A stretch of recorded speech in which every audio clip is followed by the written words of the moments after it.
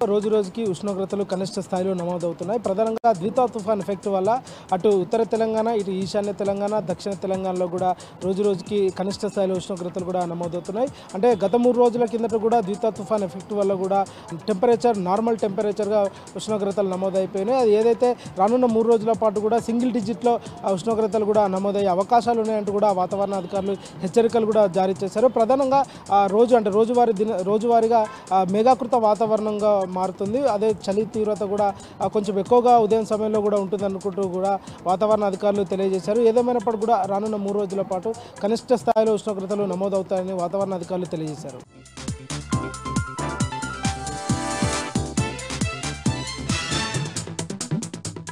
రాష్ట్ర ప్రభుత్వం health policy పేరుతో పరిశ్రమలను తరలించడాన్ని అందరు తప్పుపడుతున్నారు. ప్రధానంగా కాటేదాన్ ఏరియాలో వేలాది పరిశ్రమలు ఉన్నాయి. వేలాది మందికి ఇక్కడ జీవనోపాధి లభిస్తుంది. ఇక్కడి పరిశ్రమలు సిటీ అవుట్స్కట్కి తరలిస్తే చూసి ఊరుకోబోమని కాటేదాన్ స్థానికులు ఆగ్రహం వ్యక్తం చేస్తున్నారు. మరోవైపు తమ హెల్త్ పాలసీ ద్వారా ఇక్కడి పరిశ్రమలు అక్కడ తరలిస్తే చూసి ఊరుకోబోమని ప్రభుత్వంపై ఆగ్రహం వ్యక్తం చేశారు. ప్రభుత్వం వెంటనే హెల్త్ పాలసీని వెనక్కి తీసుకోవాలని డిమాండ్ చేశారు. లేదంటే పెద్ద ఎత్తున ఆందోళన చేస్తా అని ప్రభుత్వానికి హెచ్చరించారు.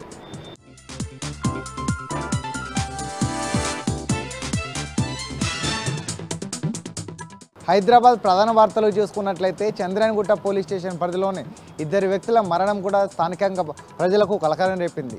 పోలీసులు చెప్తున్న వివరాల ప్రకారం చంద్రాయణగుట్ట పోలీస్ స్టేషన్ పరిధిలోని నౌషీన్ జ్యూస్ సెంటర్ సమీపంలో ప్యాసింజర్ ఆటోలో 2 వ్యక్తుల అనుమానాస్పద మృతదేహాలు లభ్యమయ్యాయి. దాంతో పాటుగా వారి వద్ద గంజాతో పాటుగా మాదక ద్రవ్యాలు కూడా దాంట్లో శాంపిల్స్ లభ్యమేమని పోలీసులు తెలిపారు. ఇర్ఫాన్ దాంతో పాటుగా జహాంగీర్ అనే 2 వ్యక్తుల యొక్క మృతదేహాలు లభ్యం కావడం, దాంతో పాటుగా వారు ఏదైతే తీసుకున్నారో దానికి సంబంధించిన మాదక ద్రవ్యాలు దాంతో పాటుగా గంజా కూడా లభ్యమయ్యాయని కూడా పోలీసులు తెలిపారు.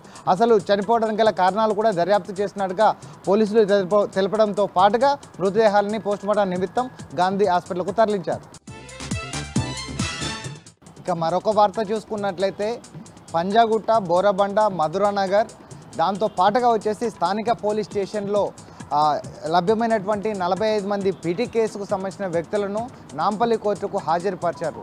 నాంపల్లి కోర్టు ఆదేశాల ప్రకారం 45 మందికి కూడా సామాజిక సేవలు చేయాలని కూడా న్యాయమూర్తి ఆదేశాలు జారీ చేశారు.